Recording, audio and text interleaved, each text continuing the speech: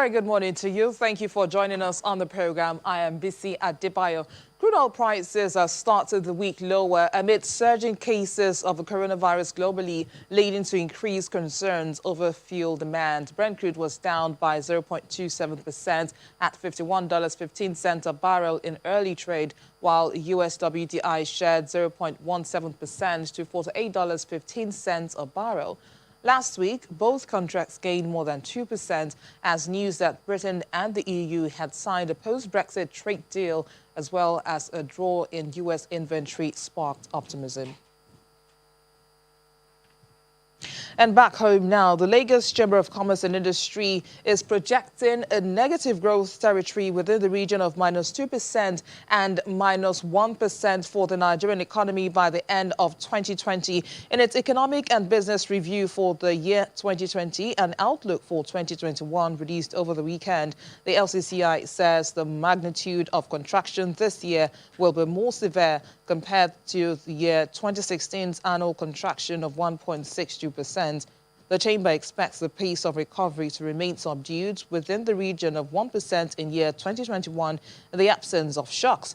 According to the report, Nigeria's recovery prospects depend largely on oil price and production level, as GDP performance in recent quarters has significantly mirrored trends in both variables.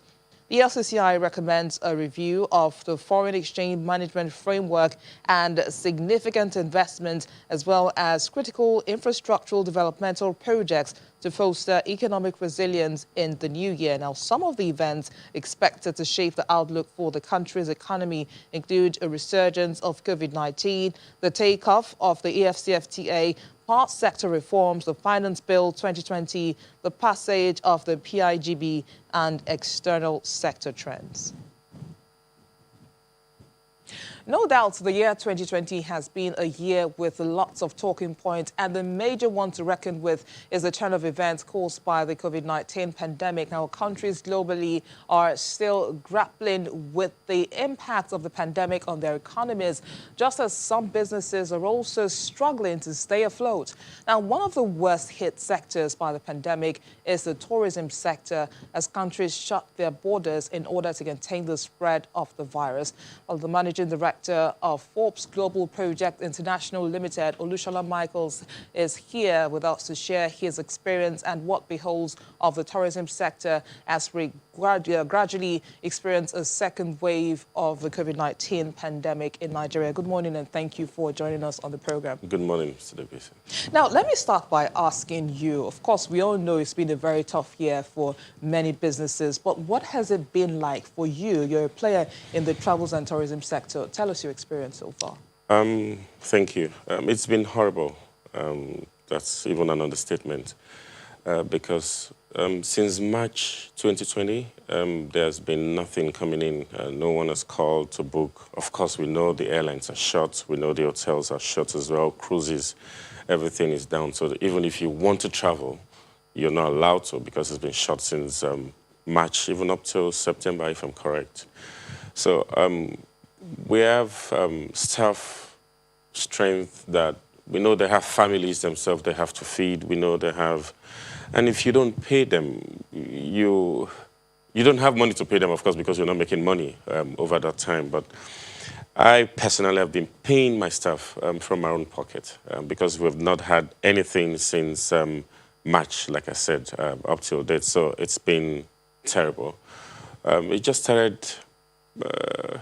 We just got back recently, I think in November. And yeah, people started calling in, a whole lot of people that have been waiting to travel for them to open the airspace. Though some countries still shut their borders against us, but it's not been easy.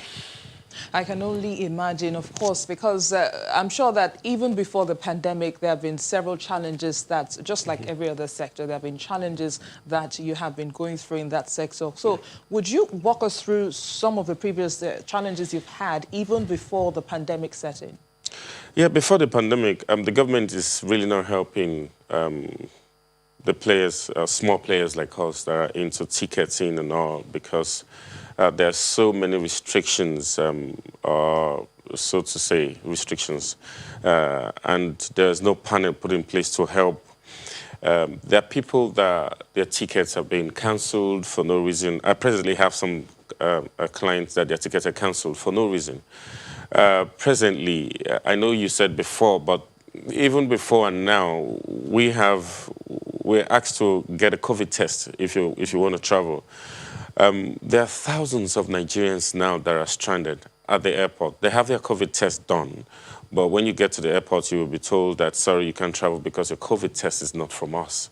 They want their own people, I don't know who they are, to No, but the government is just trying to ensure that everyone has authentic reports. Because there have also been reports of people coming in with fake COVID results. Yes, you're right. But then when you go to their own centers to get this COVID test done, they give you one exorbitant amount to pay. After you make payment, they tell you, oh, sorry, you can get this test done here. Please go to our centers in other places. And they keep turning you around. And when you get there, I've had an instance where a client paid the COVID test at the airport. He was asked to go to another center in Maryland. He paid another one. They told him they're going to refund the one he paid at the airport because they can't see his name on the system. And that is how he ended up paying 3 times. And he actually even missed his flight. So the government is not helping in a lot of ways. And it's getting bad because you pay for a COVID test before you leave Nigeria. You pay for a COVID test when you arrive. You pay for another COVID test before you leave wherever you've been to. You pay for another one when you arrive here. So in total, I'll give you an example. I usually pay like $220 or $230 for a flight from Nigeria to Dubai. That's the same amount you pay for a COVID test only now.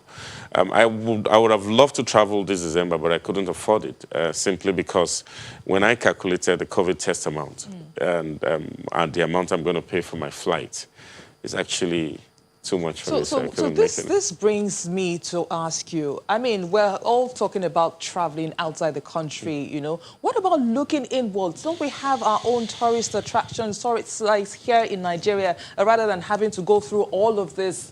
Yes, we do. As a matter of fact, I would say the pandemic has brought some good things. A lot of people have started looking inward. All my clients will tell me, oh, no, Mr. Michael, please, can you get us somewhere in Erin-Ijesha, in Lapakan? They will mention. So now they started looking inwards because we Nigerians never used to like places in here, not until this happened. So maybe I say it's a little good thing for the tourist attractions in Nigeria as well. But then the reason why a lot of us or a lot of people don't want to go to some tourist attractions in Nigeria, there are so many reasons. They're overpriced.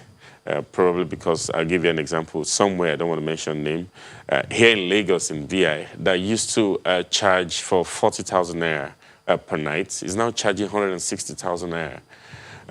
Why, for goodness sake, I don't know, because it's still the same place, it's still the same, and it's just within a short period of time.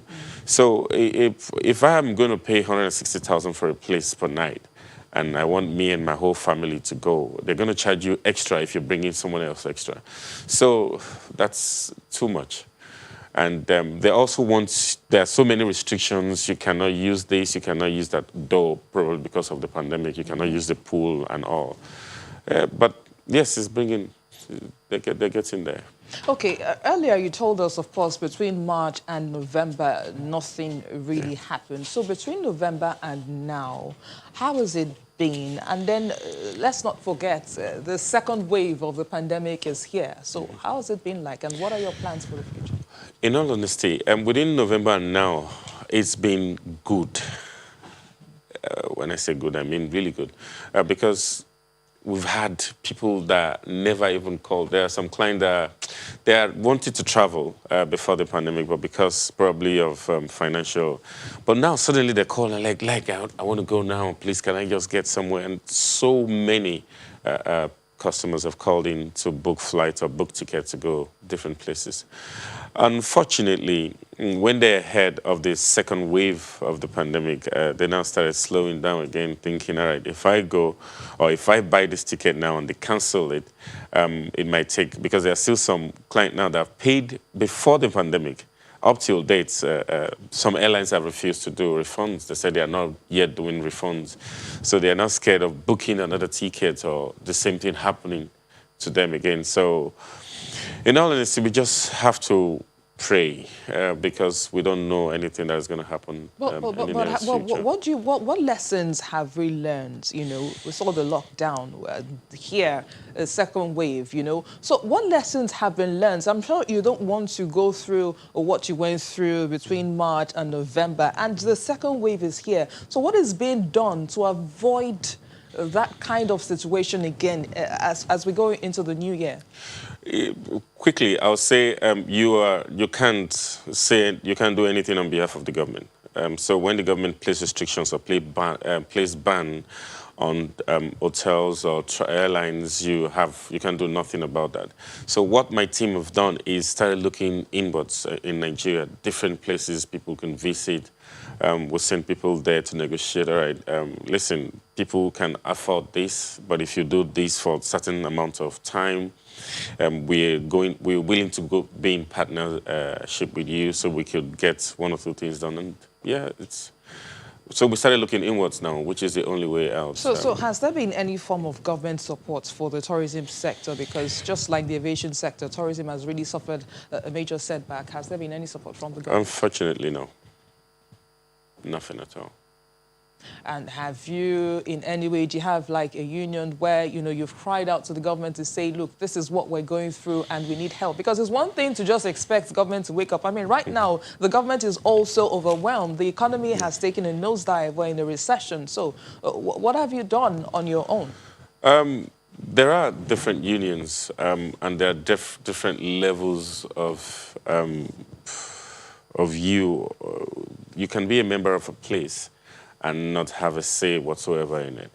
You can be partners with whatever. So someone like me, have nothing to do. I'm just a member of this or that, but they have all the things to do. So even if you come up with any ideas and give them like, why don't you do it this way or that way, it's gonna, they're not willing to listen to you because they have their own way of doing things. So honestly, I have no answer to that.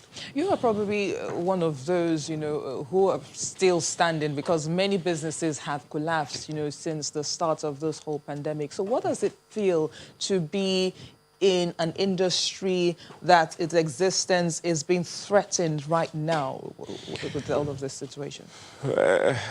It's not been easy, like I said earlier, but there are things that I always say to everyone around me, like if there are ways, if you've been trying something for a while and it's not working, not that you should give up, keep doing it, but get something else doing. Look for an alternative way to make it work, look for different things to do. So we started doing putting our hands in different things or businesses, which can fetch us some money and for us to still stand. If not, we will. What about the use of technology now? Is there any way technology can play a role? Because we know that in all of this, technology has really been the in thing. So are you looking at ways to leverage the use of technology? Yes, but then don't forget, we Nigerians don't believe in let me use technology to do this or that. Yes, we can use it to access our Instagram, things like that, but we want to visit places in person. So even when you want to use technology to make them see this or that, or they really want to visit those places in person. So most Nigerians can't wait for all this to be over because they really want to go to those places in person. So what happens if there's another lockdown, even across the world? The truth is, I don't think we can survive another lockdown. And in all honesty, I'll tell you, I don't think there's going to be one because, like I say, we will keep praying against it because if there is going to be another one, I don't think a lot of people will survive it. What is it to pray? I mean, let's look at what happened over the last weekend. It was Christmas weekend, and the government in Lagos State, for instance, the government had ordered the closure of recreational centers and all of that, and even in the FCT. But we saw what happened, you know, even in Lagos. People seemed to have thrown Forgot caution it. to the wind. Everybody went out. It was business as usual. People didn't wear their face mask and all of that. So even the people, so to speak, not playing their part. So what then happens? The truth is, you can keep people in a place for too long. They're humans. They have their own mindset. They have their own. After a while, when you keep people in a place, they'll scream. They want to break out. They want. That is what is happening. They've been kept. Nigerians have been kept all globally. This is not only happening in Nigeria. Don't forget, in the U.S. and everywhere else is happening. People don't. They can't even afford to stay indoors anymore.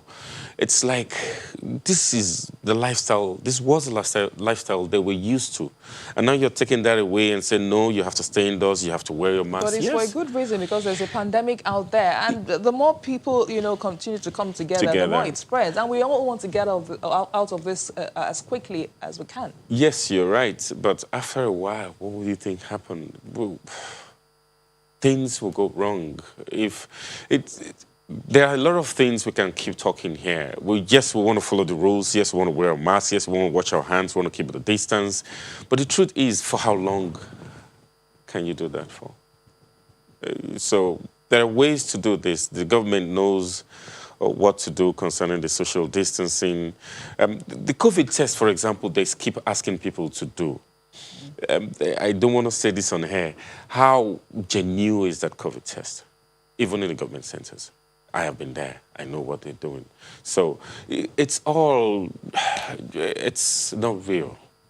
So if you want to do something, do it. Let people know you've got their back. You know what you're doing yourself. But when they see, even this person that is telling us to do this is not serious about this, so they're going to go their own way. They're going to do their own thing. Let's talk about one other industry that you work with, and that's the aviation sector, which has been, very badly hit by the pandemic. Now, of course, lots of airlines are seeking bailouts from the government. But how, going forward now, what do you think would happen looking at the state of the airlines? A lot of them, even within, projected to go under, after this pandemic. So how is that likely to also affect your business, talking about the tourism sector? If the airlines are restricted again, or if bans are placed on them again, or if the second wave happens again, then there's going to be a lot of trouble, like I said earlier on. And we just have to hope and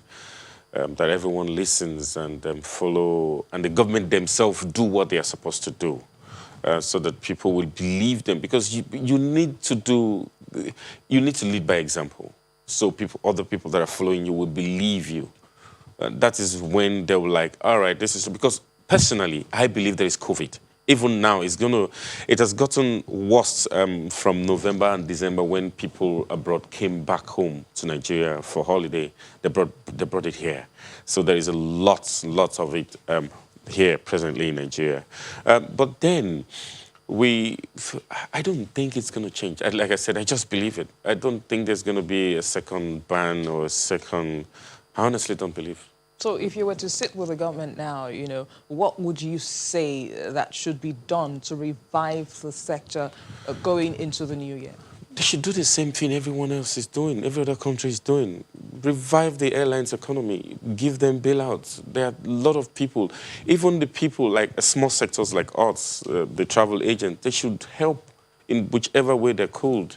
They can, even if they've been hit, they can. I believe the government can do it, but because they're not sincere themselves, it's going to be difficult for them to do it. What about the states? I mean, we're talking about looking inwards. We're talking about generating more revenue for the country. So what about the role of the states, each state? I'm told that there are tourist sites in all of these places. They're all interested in making money for themselves. I mean, the state government, the federal government. So whatever you're doing as individuals or as an organization is not their issue, as long as you pay your tax and you do... They don't really want to know. We'll hope that things change for the better coming in the new year. We'd like to thank you, Managing Director of Forbes Global Project International Limited, Olushola Michael. Thank you for coming on. Thank you so much. All right, it's countdown to the commencement of the AFCFTA this week, when we return in just a moment. Don't go away.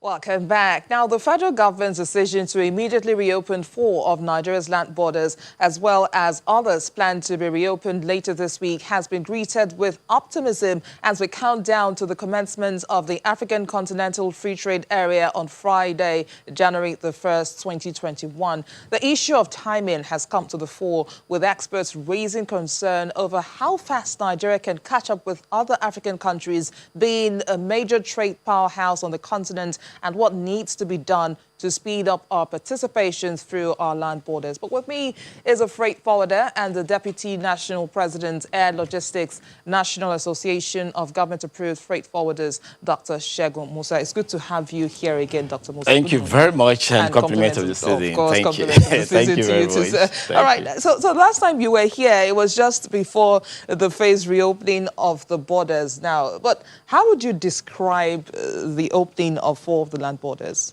Yeah, thank you very much. We thank God that the Africa Continental Free Trade Agreement is commencing in January. And whether we like it or not, the border has to be opened. Because it's not as if the government is willing to open the border, especially now. But because of the commencement, government is forced to open the border. And as a way of testing and a kind of litmus test, government has decided to open only 4 borders out of multiple borders we have to test run the free trade area. And interestingly, nothing has commenced at the border now. Everybody waiting for January for the commencement of that. And again, I must thank your channel for making it a point of duty to enlighten the general public on the needs for this African Continental Free Trade Area and benefits that Nigerians are going to derive from this, especially the trading community and the business community. Permit me to quickly say this, that at the commencement of these free trade agreement, we're expecting to have some teething challenges, problems, and I know we surmount it within the shortest time. Again, we need to acknowledge the fact that this is the biggest market in the whole world, which includes almost about 55 countries, about 1.23 billion population. Is a huge market and the biggest since the commencement of World Trade Organization. And Nigerians need to begin to understand. And I think we need to advise government more on the need to enlighten the public, especially the stakeholders in the business activities, on the need to take advantage of this big market. Whether we like it or not, the Africa Continental Free Trade Agreement under the AU has given the opportunity to every country, evenly. If we are an industrial nation, the charter or the agreement has made it easy for you as an industrialized nation to continue producing to meet satisfaction of the continent. Again, if you don't have the capacity, because the structure, the configuration is not even in the sense that we have industrialized state in Africa. We have countries that are not industrialized, that are just coping. We don't know where Nigeria classified, where we can classify Nigeria. But for those that are already manufacturing industrialized nation, the capacity is there for them to continue boosting their output to satisfy local consumption. And for those that do not have the capacity, they can also fall within the supply chain forum, where they will be feeding the industrialized nation with raw materials and some other components that are needed to continue running the operation of their industries. Again, take for instance, automobile in South Africa. South Africa do export automobile. And what they do, they depend on countries like Botswana to supply them the leather and some other South African countries to supply. And this is what we're supposed to have been doing in ECOWAS over time. And that's why the last time I was there, I said among the ECOWAS states, it is only Nigeria that is not prepared. And whether we like it or not, Nigeria is one frustrating ECOWAS development. But now, Nigeria has no hidden place. If we are able to frustrate the effort of ECOWAS, we cannot frustrate the effort of AU now. Because whether we like it or not, if Nigeria should go back to the status quo of all these political statements, the AU will move, and they will move without Nigeria. The world is moving, the world is advancing, and we cannot continue playing politics with economy. Economy determines how far you can grow, as a nation. So if you don't take it in a more serious manner, the rest of the world will move on. Again, let us look at what are the preparations we have in Nigeria here, because it concerns us more, and we must be passionate about that. Number one, the supply chain is nothing to write home about. When you're talking about logistics, and the organization or the trade union in charge of supply chain are the freight forwarders. We call them the starting talk. We call them the motive force behind every economy. If economy policy is going to fly, you have to involve the freight forwarders. They are just like the hearts of a human being. Without their heart, other part of the body cannot function. So are you saying that you're not being involved? No. Government does not even know the value that we are saddled with supply chain activities, the value we have to the economy. And government needs to begin to realize that, because if the farmers are working hard, you are giving them loans to produce, to farm, to harvest, to do all. If we do not support them, those commodities will not get to the consumer. So we are just like the heart. Without the freight forwarders, definitely medical is nothing to write home about. Security is nothing to write home about. Nothing will work. And that's why government needs to begin to look inward and look at how do we ensure that the freight forwarding business is harnessed to meet our demands as a nation. And that's why, number one, we have a council in place. The government sees the council as more like a political forum, as an agency of government, rather than to be a kind of private council. Again, this council brings all the freight forwarders together to begin to look at what are the international best practices in terms of training, in terms of empowerment. But as we speak now, this council has not been functioning. And government, if we are to be involved in this African Continental Free Trade Agreement policy, we need to ensure the council is effective. We need to make sure stakeholders are well enlightened and trained to compete favorably with their counterparts. Again, as a freight forwarders, part of our responsibility is to ensure that we bring together all freight forwarders across Africa and begin to catalog ideas on how to improve in our services to meet the expectation of Africa Continental Free Trade Agreements. All right, now let me ask you, at the beginning of your statement, you talked about some of the challenges that are expected when the AFCFTA takes off on Friday. So what are some of the challenges that you see and possible ways out? Number one, the customs orientation needs to change. And not just only the customs, all the government agencies. Number one, let me start with the customs. Customs are used to a kind of annual target by federal government that you must meet this target of revenue every year. So whether you like it or not, whether the trade is being facilitated or not, you must meet that target. So customs can afford to frustrate trade facilitation just to meet revenue target for government. Now we need to look inward and say, look, it's not going to be business as usual. It's not about revenue meeting target now. It's about developing the local content and the local capacity. Because even if you meet the revenue target, definitely government is still going to invest it in the same local content. But what about developing the local capacity? That will not cost government much. Because if business is improving, people will be paying taxes, excise duty will be collected, and a lot of revenue will start coming in. So we must begin to look inward and go away from the orientation of we can only survive through import revenue, and begins to look at we can survive through revenue generated internally. And that is what is obtainable in other advanced countries. Because I don't know for how long we depend wholly on importation. Now, Africa Continental Free Trade Agreement has given us a very big opportunity to develop our capacity in terms of training, in terms of exchange of ideas, in terms of trade integration, and so many opportunities. And that's why I said earlier that, look, it has given opportunity to everybody. This platform will create over 100 million jobs for Nigerians alone, if government knows what they are doing. And I'm not talking about federal government now. And that's why federal government needs to play the lead role, because it needs to begin to engage the state government, the local government, to know what to do at this crucial time for us to benefit from these huge markets. The buyers are waiting for us in other African countries. But what do we have to sell? Take, for instance, regulatory authority like Standard Organization. Standard Organization depend wholly on importation revenue. Instead of being a regulatory organization, they only depend wholly on revenue being collected from imported items. The same thing NAFDAC and other agencies of government.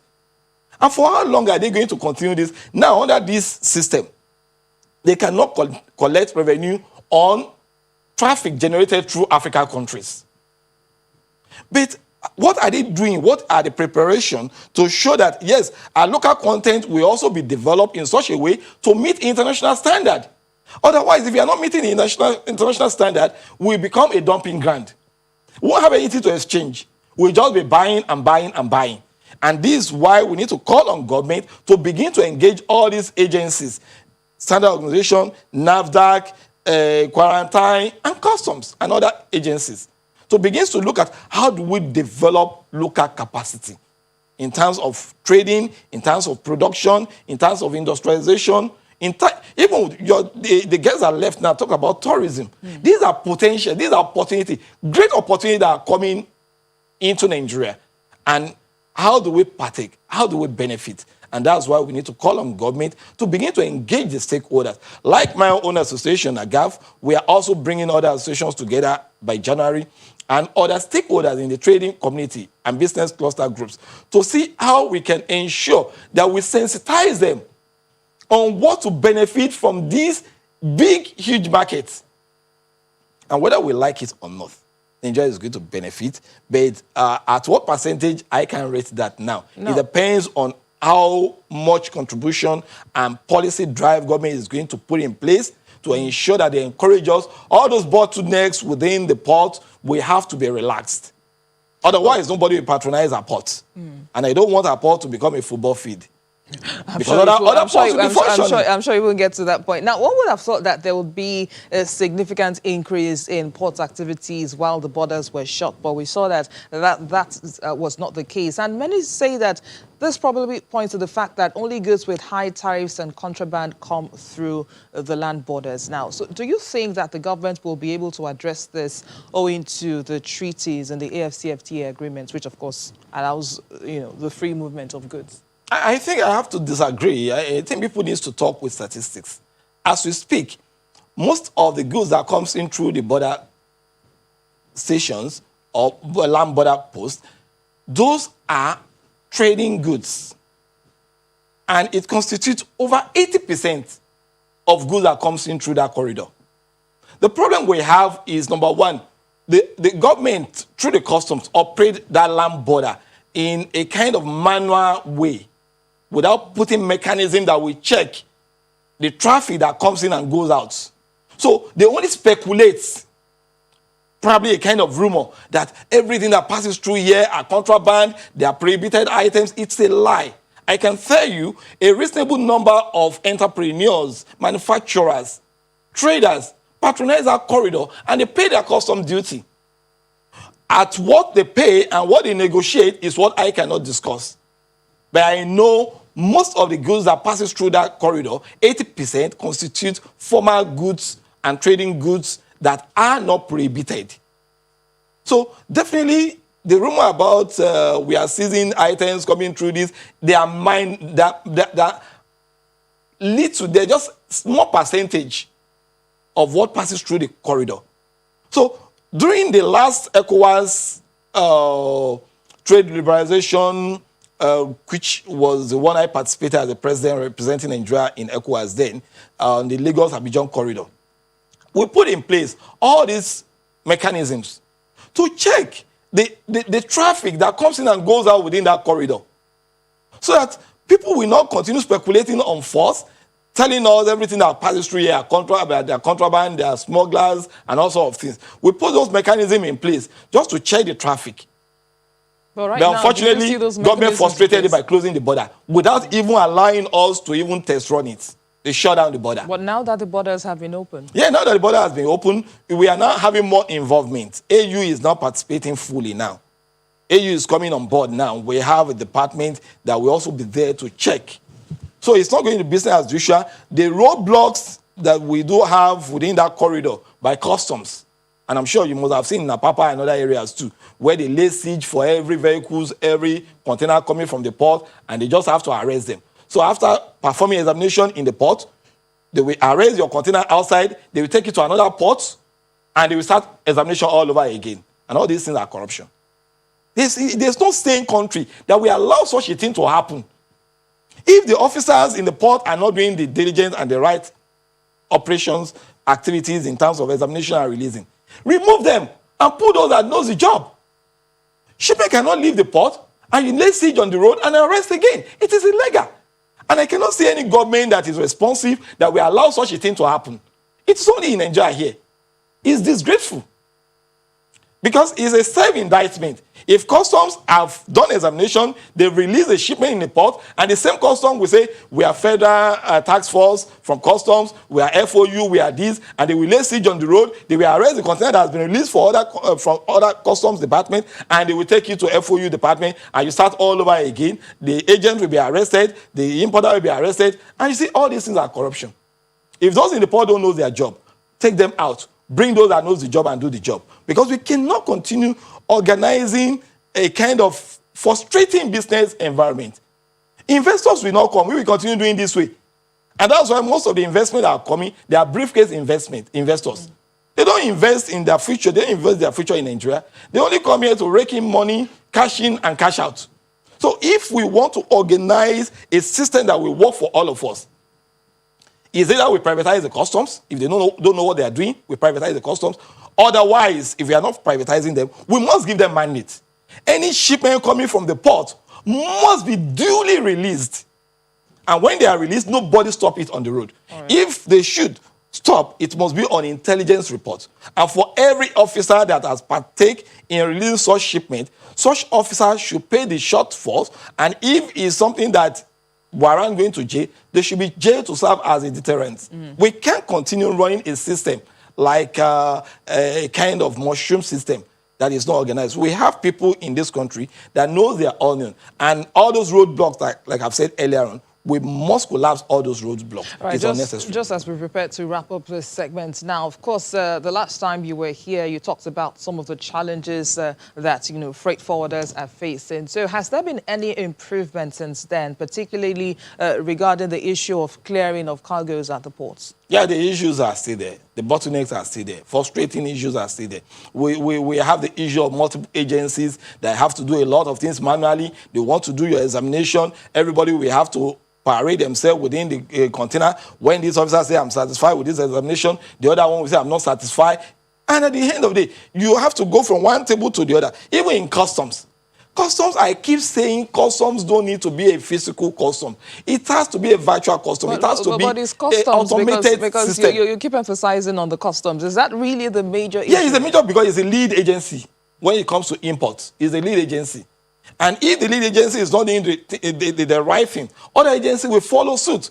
Before now, we used to have NAFDAC and standard organizations that operate as a regulatory organization, agencies. But as we speak now, they are revenue agency. They don't regulate anything again.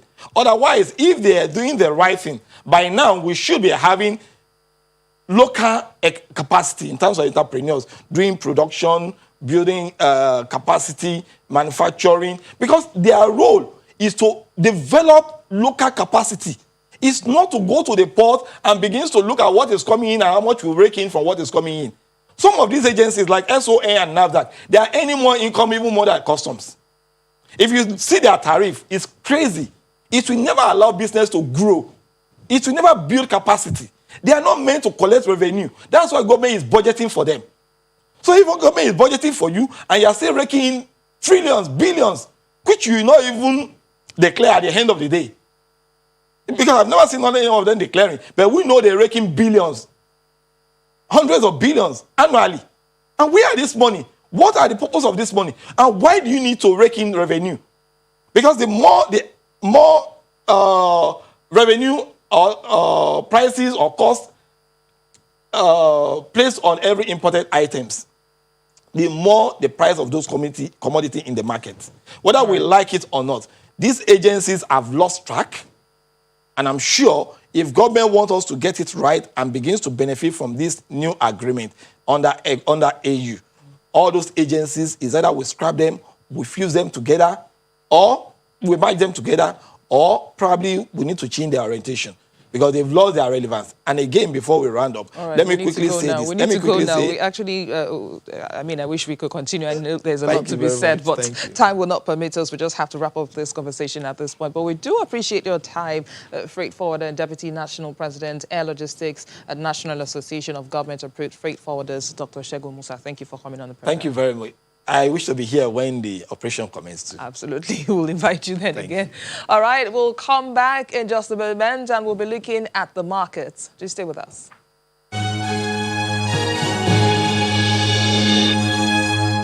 It's bank holiday today in the UK, so the markets are closed. But Juliana Olayinka will be telling us what the atmosphere is like this morning, especially amid tighter coronavirus restrictions. Good morning, Juliana. It's good to see you again after the holidays. But let's start with the data from the retail consultancy Springboard, showing a decline in footfall of almost 76% as high streets were largely deserted during the holidays, of course, due to tighter COVID restrictions. Can you tell us more about this? Good morning, Bissy, from an extremely cold London. Well, I suppose lots of our viewers here in the UK would typically associate Boxing Day sales and shopping with the Christmas season. But of course, alas, that hasn't been the case this year, as about 43% of England is currently under Tier 4 restrictions. There have been so many different coronavirus restrictions here in the UK besides the typical national lockdown, and under a Tier 4 restriction, all non-essential stores are closed. So that includes anybody selling clothes, toys, electrical goods and furniture. So nobody has been out shopping, which is such a big shame because, of course, it has been a disastrous year for retail, not just because of the pandemic. They were struggling before the pandemic. There were hopes that they would be able to get back lots of this revenue into their coffers during the golden quarter, which is this quarter, but sadly that hasn't been the case. And I think because the government have been going back and forth and toing and throwing, and we've got this new strain of COVID, making its way up and down this country, even those in tiers 2 and tier 3, according to this data from Springboard, also haven't been going out. So I believe in tier 2 and tier 3 restriction areas, about 43% of the footfall is down in comparison to this time last year. So there are going to be so many questions as to what will the British High Street look like next year. Marks and Spencer's and John Lewis, even in those restrictions where they were able to stay open, decided to close on Boxing Day, which is a pretty historic, monumental moment. And of course, this year, we did see the collapse of some stalwarts like the Arcadia Group and Debenhams. All right, Juliana. Now, the government is warning businesses and travelers to get ready for substantial change from New Year's Eve when the UK leaves the EU. Now, what sort of changes are we expecting and what are the implications? Well, we will be getting an update from Michael Gove, who is the Brexit minister, perhaps later today, possibly tomorrow. Of course, we have that historic trade deal, didn't we? A Christmas gift from populist Prime Minister Boris Johnson, which was no surprises to anybody on Christmas Eve. And that trade deal really is going to be looking after about £660 billion worth of imports and exports between the EU and the UK. There will be mass disruptions. We're not sure exactly what that will entail just yet. But over the past couple of months, business have been told to get ready, have been told to get all of their paperwork and their staff ready for these mass changes. I think today in the media, what a lot of people are focusing on, or observers and commentators are talking about, is just how the British public will be dealing with the EU. If you've got a red passport, a lot of people are, used to just going up to Heathrow or City Airport or King's Cross St Pancras, getting on a train or a plane and flying off without no worries. Of course, that is going to change come Thursday and Friday. And now you need to make sure that your passport has at least 6 months worth of validity on it. I think as well, a massive talking point is about health insurance as well. There was a European health insurance card, which meant if you travelled across Europe, you would be covered. So if you had a bad accident, you wouldn't have to pay excessive amounts. That is all going to change. There will be lots more changes between both countries. But as I said, I believe today EU ambassadors will officially look at that monumental trade deal, and it will become ratified. And once that happens, then all of the details will start coming out shortly. And while we wait for those details now, of course, it's a new week. I mean, what are we to expect, especially as we count down to December the 31st? Well, as you said, Bissy, it is a bank holiday here in Britain, so it's pretty quiet day, very cold day, and it is obviously the last trading week of the year. Corporate-wise, it's a very, very slow corporate week. And I think really what a lot of economists and observers are doing is just looking back at 2020 and looking forward to 2021. Of course, here in Britain, Brexit is the main topic of discussion. There are fears, there are concerns, but still the Brexiteers are waving that British flag. And they do believe Britain has done the right thing. I think a lot of people are talking about the success of tech giants. Tech stalwarts have done exceptionally well during the UK, Amazon being one of them. They've hired tens of thousands of jobs of staff. But then, of course, it hasn't been great for so many. Retail in particular and the hospitality sector, as well as airlines, have done really, really badly. They've taken the lion's share of the brunt of COVID-19. So there are lots of visionaries looking into 2021 just to see how the labour market in Britain is going to sustain itself. At the moment, we're still at about a 4.9% unemployment rate. We're expecting that to climb dramatically. But, 24 hours is a long time in business, as you know, Bissy. So let's see, once the markets open tomorrow, what investors will be having anxiety attacks about. Absolutely, Juliana, thank you. And should I say happy holidays, even though you can't really step out, but enjoy your holiday all the same. Thank you, Bissy. All right, now let's bring things back home. And investors at the Nigerian equities market had a wonderful Christmas with a Santa rally that dominated activities last week. But let's get to hear from Edidiong Iwang what drove market sentiments last week. Good morning, Eddie. Welcome back from the Christmas holidays. Not like we really had any anyway. Good morning, BC. Well, the analysts say that the market is at the highest level since 28th of May 2018. So you can imagine the effect the rally had on the market. Yes, last week it was up by 5.42% at 38,801 points, with the equity cap at 19.805 trillion naira. Now, activity level was high last week. We saw volume jump by about 45%. To 2.75 billion units, worth 40.31 billion naira, traded in 17,459 deals. Now, all the sectors were positive except the banking sector, which declined 1.03%. But let's talk to David Adonri, a stockbroker at High Cap Securities, for more on the market. Good morning, Mr. Adonri. Compliments of the season. Thank you. Compliments of the season. So we saw a huge weekly gain of 5.4%. I hope we shouldn't be expecting profit takers when trading resumes tomorrow. No, we are in the last week of the year. And so a lot of activities and movements will be taking place in the market, especially by portfolio managers to close their books for end of the year. And so it's not likely that there will be profit taking at this last week of the year. If anything at all, we expect a little rally that will enable portfolio managers to appropriately close their books for the year. Now, we've seen gains in the market and, we're just wrapping up the market for the year. In your opinion, what were the top companies for you? What companies would you say performed excellently well this year? Let me start with the latest, which is Dangote Cement. As a result of the share buyback in the company, a lot of the people have been demanding for it. And so that has taken up the price was coming to an unprecedented level.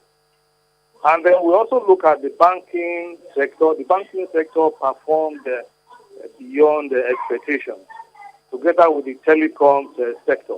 Of course, for telecoms, we were not surprised because the lockdown actually gave more impetus to their business. All right, Mr. Donry, I wish... Mr. Donry, I wish we could continue with this conversation, but we've run out of time. Thank you so much for your input on the program. Okay, it's a pleasure. David Adonri is a stockbroker at High Cap Securities. Obviously, it's a bank holiday in the US, but also here in Nigeria. And so our friends at FMGQ will not be joining us for a review of the fixed income market. And then we'll get back to business tomorrow, at least for the remaining few days for the year. All right, that's where we end today's program. Thank you for watching. I am Bisi Adebayo.